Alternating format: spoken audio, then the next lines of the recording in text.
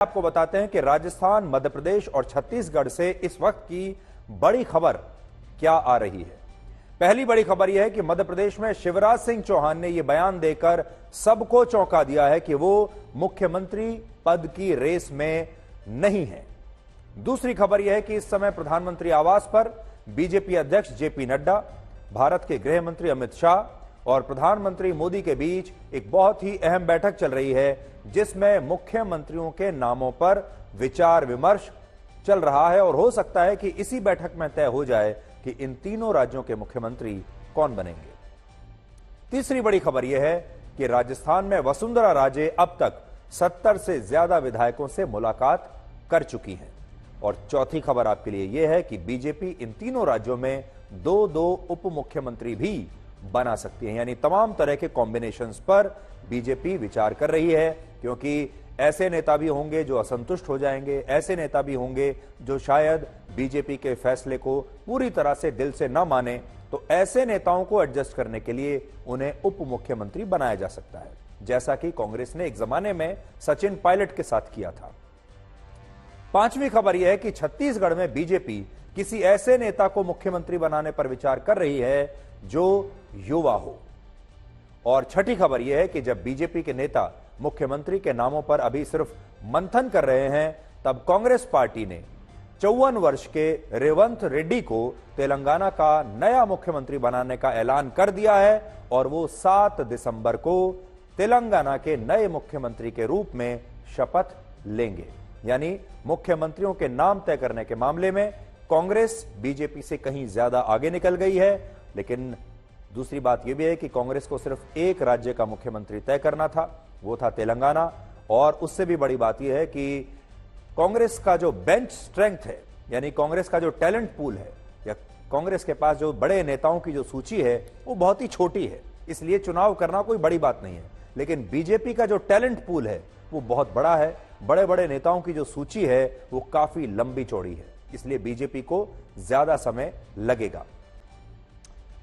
रेवंत रेड्डी तेलंगाना कांग्रेस अध्यक्ष हैं और उन्हें तेलंगाना का डीके शिव कुमार भी कहा जाता है, क्योंकि वो अक्सर अपनी शर्तों को लेकर कभी भी झुकते नहीं हैं और जो भी वो काम करते हैं या फैसले लेते हैं उनमें एक स्पष्टता दिखाई देती है।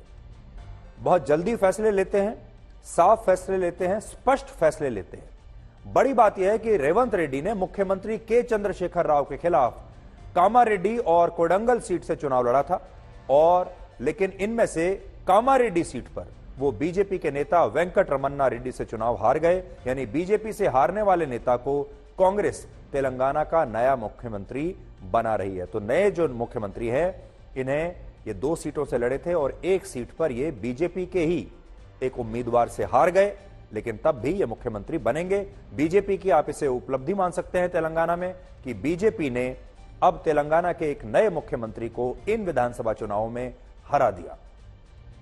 54 वर्ष के रेवंत रेड्डी का पूरा नाम अनुमुला रेवंत रेड्डी है और उन्होंने अपनी राजनीति की शुरुआत बीजेपी के छात्र संगठन एबीवीपी से की थी और बाद में वो टीडीपी में शामिल हुए और टीडीपी के बाद उन्होंने कांग्रेस को ज्वाइन किया और कांग्रेस ने उन्हें अब तेलंगाना का मुख्यमंत्री बना दिया। यानी अगर राजनीति के हिसाब से देखेंगे तो राजनीति के लगभग हर कुएं का पानी इन्होंने पिया है।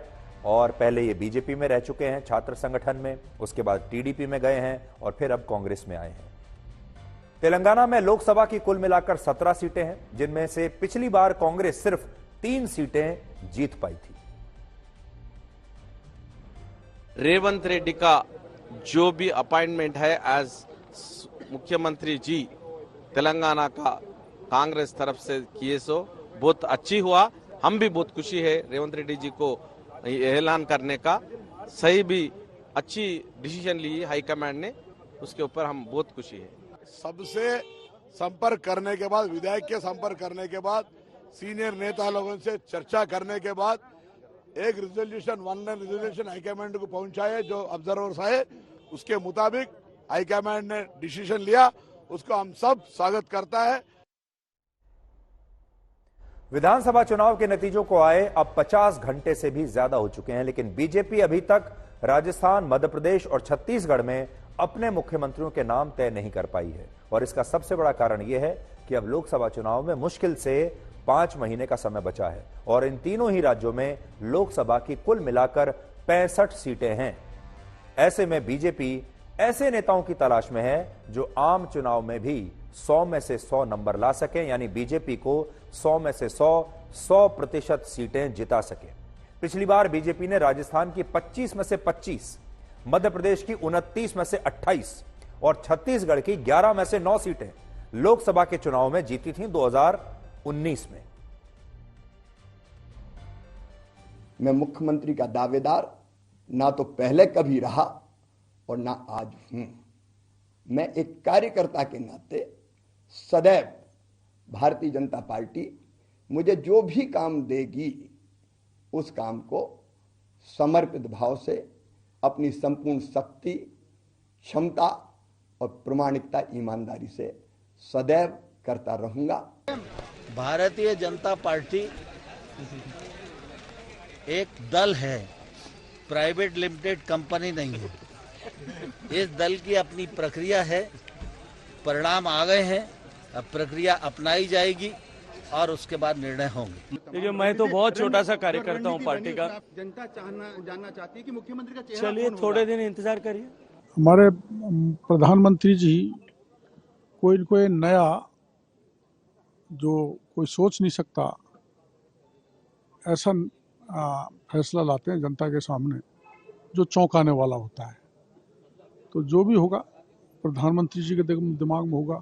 सब कुछ ये पार्टी और माननीय प्रधानमंत्री जी करने वाले हैं, उन्हीं के मार्गदर्शन में ही तो सब कुछ आगे बढ़ रहा है। कल से लेकर अब तक पिछले 24 घंटों में और क्या बदला है और क्या स्थिति कल के मुकाबले स्पष्ट हुई है?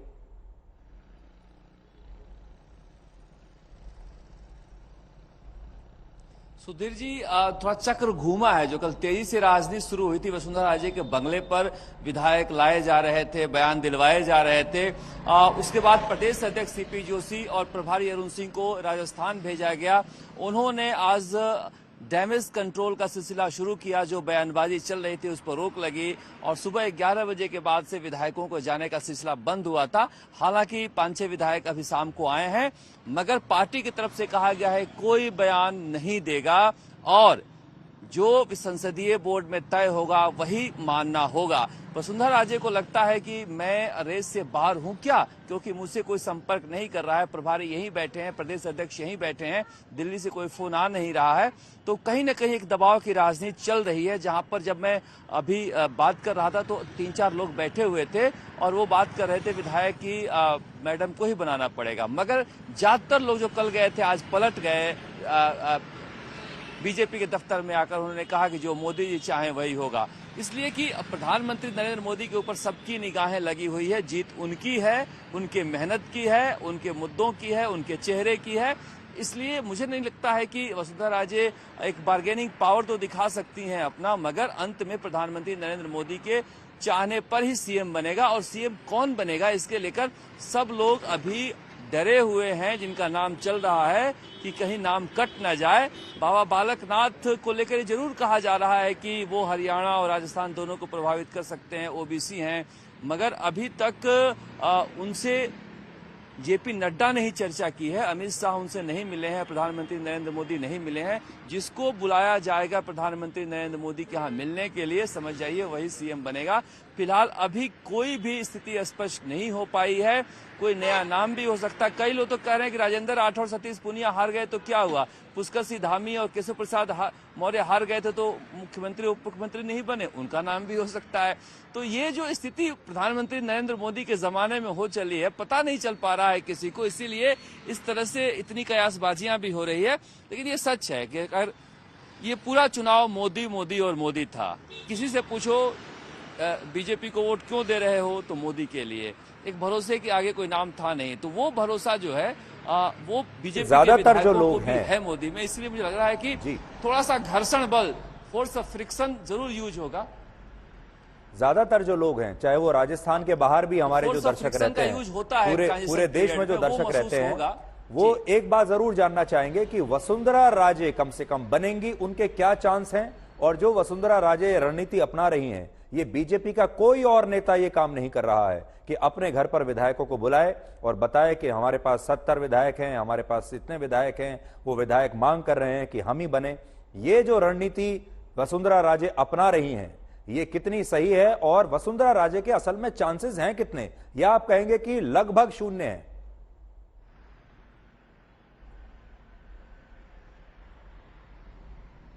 देखिए, लोकप्रिय नेता तो हैं लेकिन लगभग शून्य है, इसलिए कि मुझे नहीं लगता कि प्रधानमंत्री नरेंद्र मोदी अगर इनके चेहरे को रखकर चुनाव लड़ते तो सोचते भी। इनका चेहरा रखा ही नहीं गया, नेपथ्य में रखा गया चेहरा, और पार्टी के किसी प्रोसेस में जो अभी दिल्ली में चल रहा है मुख्यमंत्री बनने के लिए, वो इन्वॉल्व भी नहीं हो रही हैं। अरुण सिंह यहीं बैठे हुए हैं, प्रभारी प्रदेश अध्यक्ष, कोई मिलने नहीं जा रहा है, तो उसी छटपटाहट में ये हो सकता है। मगर मुझे लग रहा है कि बैकफायर कर सकता है, क्योंकि प्रधानमंत्री नरेंद्र मोदी का जमाना अलग है और राजनाथ सिंह गडकरी जी का जमाना अलग था जब वो इस तरह से किया करती थी। मुझे लग रहा है कि आप सही कह रहे हैं कि बैक फायर भी कर सकता है, और शिवराज सिंह ने यह कहकर इनकी मुश्किल और बढ़ा दी है कि मैं सीएम रेस में नहीं हूं। ये यह भी नहीं कर सकती हैं, डर के मारे क्या पता बीजेपी वाला कमान सोच ले कि हम रेस में नहीं है। मगर ये कहना कि 70 आए 72 आए, मुझे लग रहा है कि यही बात करने की जिंदगी एक मेला है, वादा किसी से क्या लेगा, दिन ढलेगा हर कोई अपना रास्ता लेगा। तो मिलने जानना और साथ खड़े होना, दोनों में बड़ा अंतर होता है। और आज तो वहां पत्रकारों की बहुत पूछ हुई है सुधीर जी। 15 साल से हम उस बंगले के बाहर खड़े हो रहे थे और सुबह से चाय समोसे पकौड़े सब आ रहे थे, तो वहां पर ऐसा लग रहा था कि मीडिया को भी कहा जा, एक तरह संकेत था कि आप बने रहिए, कोई दिक्कत नहीं है यहाँ पर। वरना अंदर से खबर आ जाती थी नाराजगी भरी कि आप ऐसे क्यों चला रहे हो कि 70 विधायक आए। तो इस बार वो चाह भी रही कि थोड़ा सा जो प्रेशर पॉलिटिक्स है उसकी धमक दिल्ली तक जाए। देखिए शरद, ये बात सही है आप जो कह रहे हैं कि चाय समोसा मिठाई सब कुछ, और उसके बावजूद भी आपने वसुंधरा राजे के मन की बात यहां नहीं कही। वसुंधरा राजे अगर देख रही होंगी हमें तो मुझसे और आपसे दोनों से बहुत नाराज हो जाएंगी।